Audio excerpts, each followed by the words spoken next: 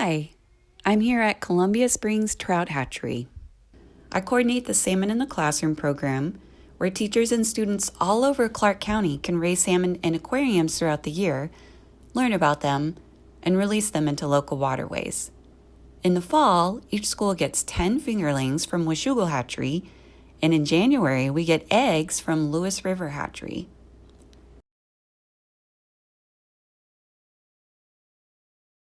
The Washougal and the Lewis hatcheries are each about 45 minutes away from Columbia Springs. Why do we drive all that way to get salmon for the schools? Why don't we just bring you some salmon from the Columbia Springs hatchery? Well, Columbia Springs is mostly a trout hatchery. We raise a lot of rainbow trout and plant those into local lakes. Have you ever been to Battleground Lake or Lacamas Lake or Kleinline Pond? If you've ever caught a trout at any of those lakes, chances are it was born at Columbia Springs. We also raise steelhead here, which get put into Salmon Creek. And for a few years now, we've been raising endangered chum salmon here. But we don't use chum salmon for the Salmon in the Classroom program. Do you know what species of salmon you have at your school?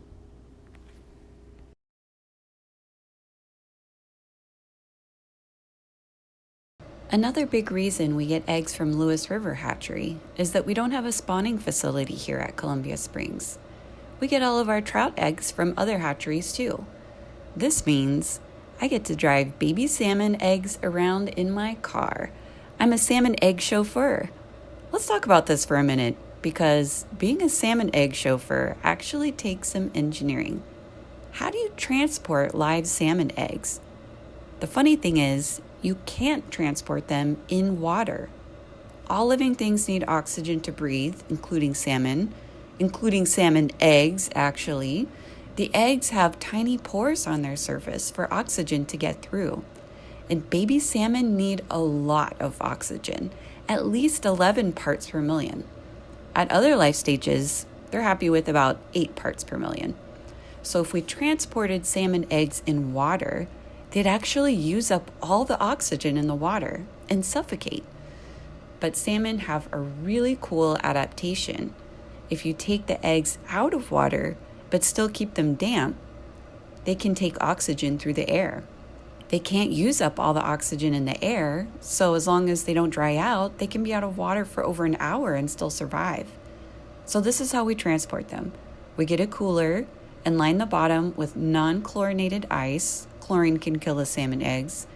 We put a divider over the ice and line that with wet burlap, kind of like a potato sack. Then we put the eggs into nylon stockings. Yes, I go to Fred Meyer every January and buy all the knee-highs I can find. We weigh out the eggs at the hatchery. We never actually count them before we give them to you. We cover the stockings up with another layer of wet burlap so they don't dry out. And we drive them back to Columbia Springs. We hang them up in a holding tank there until the teachers are ready to pick them up. Yeah, this looks a little strange. A lot strange. It's like alien pods from some weird sci-fi movie.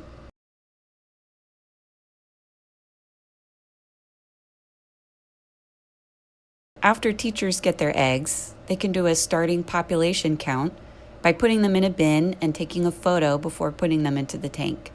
You might have already done a population count with your class. I love egg season. It is so cool to see the tiny fish embryos inside of their egg. The eggs have already been processed and picked at the hatchery, so we're left with only viable eggs. That means most of them will hatch. The hatchery workers pick out any unfertilized eggs, which they call blanks, ones with arrested development, which they call baby eyes, or others with damage or ones that they know won't survive. Every once in a while, you'll find twins! So exciting! So we put the eggs on the gravel and cover up the tank to simulate their natural stream environment in a gravel salmon nest called a red. Why would salmon want to lay their eggs in gravel as opposed to, mud?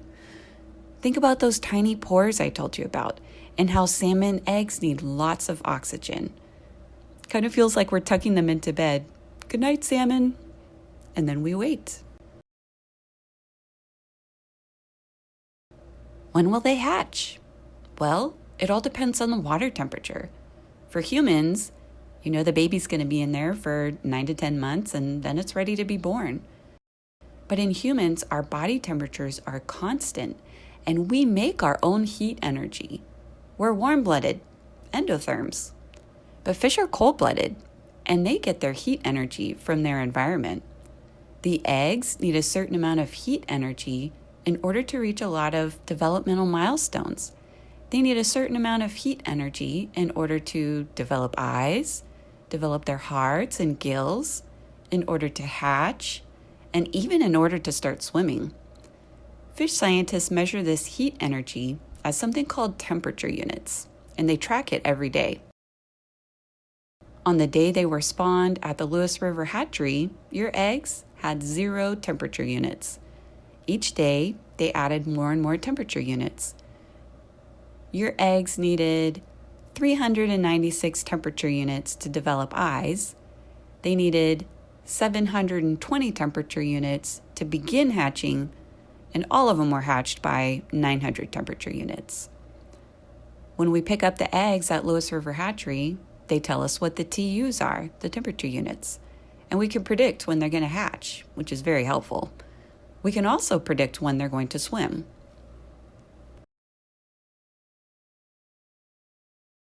It's kind of funny. The fish don't swim right away. They actually seem to disappear. We have 250 eggs on the bottom of the tank one day, and then, poof, they're gone, disappeared. What the heck happened to all my salmon? When the salmon first hatch, they're called alvin. The alvin look hilarious.